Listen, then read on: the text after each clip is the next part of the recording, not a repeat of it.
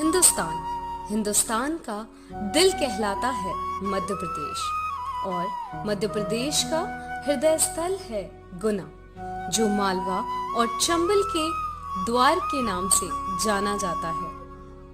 मिली जुली संस्कृति और सभ्यता का प्रतीक है यह शहर। यहाँ से मात्र 8 किलोमीटर की दूरी पर है बजरंगगढ़ का यह किला।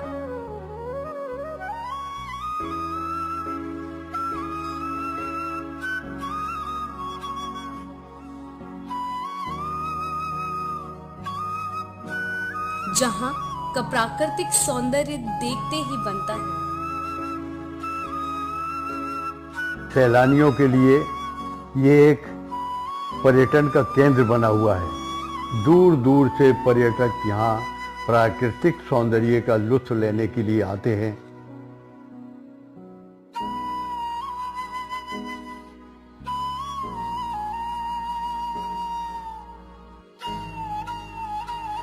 यहाँ की हरी भरी वादियाँ, लहलहाते फूल कलियाँ, चहचहाती चिड़ियाँ, गुनगुनाती हवाएं और कदम चूमती नदियाँ देखते ही बनती हैं। बजरंगगढ़ का यह किला संग्रामों और संघर्षों की दास्तां चीख चीख कर कह रहा है। कहते हैं कि इस जगह का नाम पहले मूसागढ़ था।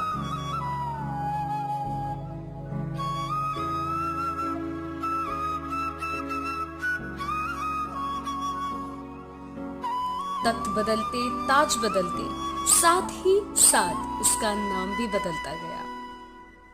12वीं सदी में यहाँ नंदवंशियों का राज हुआ करता था। नंदवंशियों और रघुवंशियों में उस समय कड़ी दुश्मनी थी, जो जग जाहिर थी। एक बार दोनों समुदाय के बीच भीषण युद्ध हुआ, जिसमें रघुवंशियों की जीत हुई। रघुवंशियों ने इसका नाम बदलकर झारकोन रख दिया। इधर हार की आग में जल रहे नंदवंशियों ने अपने राज्य के लिए रघुवंशियों पर आक्रमण कर दिया और उन्हें भागने पर मजबूर कर दिया। रघुवंशी हमेशा के लिए इस इलाके को छोड़कर चले गए। बजरंगगढ़ के भीषण पश्चिम में खींची राजपूत का शासन था, जिसके शासक थे राजा धीरज सिंह।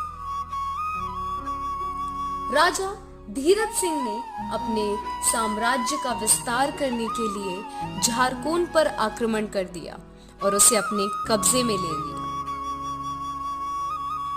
राजा धीरज सिंह ने अपने पुत्र विक्रम सिंह के झारकोन की जागीर दे दी। विक्रम सिंह ने जागीर के मुख्यालय के रूप में दुर्ग का निर्माण कराया।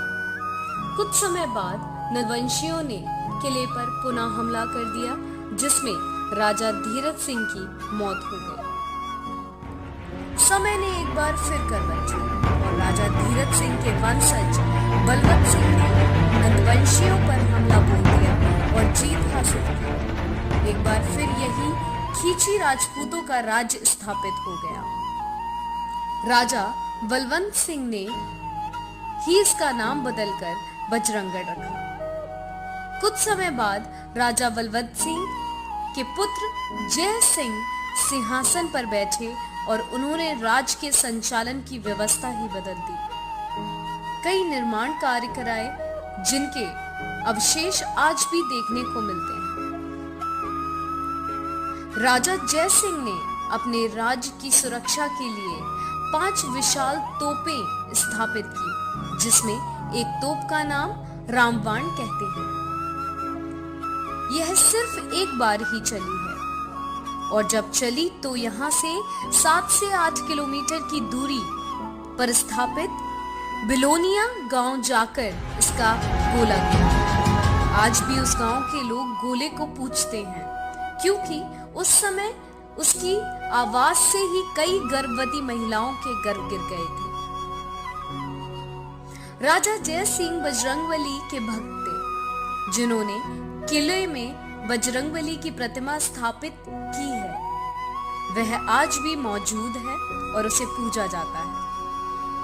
उस समय ग्वालियर स्टेट के राजा दौलत राव सिंधिया थे, जो राज्य संचालन को लेकर राजा जय सिंह से नाराज रहने लगे थे, क्योंकि वह ग्वालियर स्टेट के नियमों का पालन नहीं करते थे।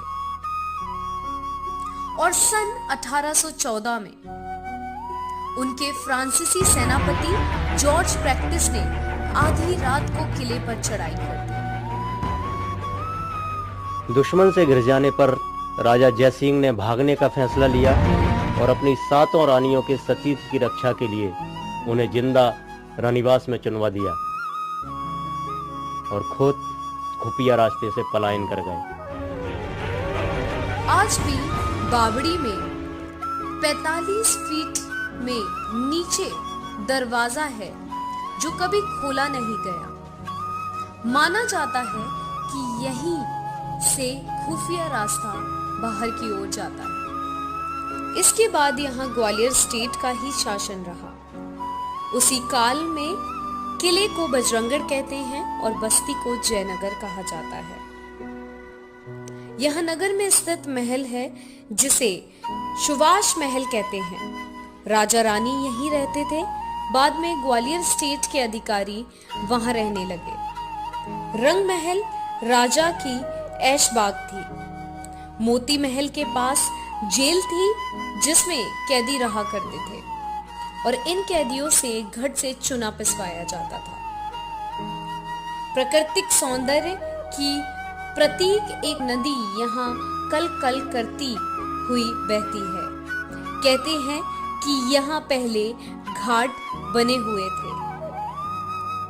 किले के चारों ओर जो ऊंचे स्तंभ हैं, वह शिकारगाह या चेक पोस्ट कहलाते हैं। यहाँ से हर आने जाने वाले पर नजर रखी जाती थी। पुरातत्व विभाग में आने के बाद वर्ष 2009 में जीर्णोद्धार हुआ और इसे एक पर्यटक स्थल में तब्दील कर दिया गया। यहाँ एक विशाल राम मंदिर है जिसके सामने एक चबूतरा है जिसमें शिव मंदिर हुआ करता था, जिसके अवशेष आज भी मौजूद हैं। बजरंगगढ़ का यह किला राजतांत्रिक व्यवस्था, उनके संघर्ष, संग्रामों और संस्कृति की कहानी कहता है। वहीं इसका प्राकृतिक सौंदर्य आज भी पर्यटकों को अपनी ओर आकर्षित करता है।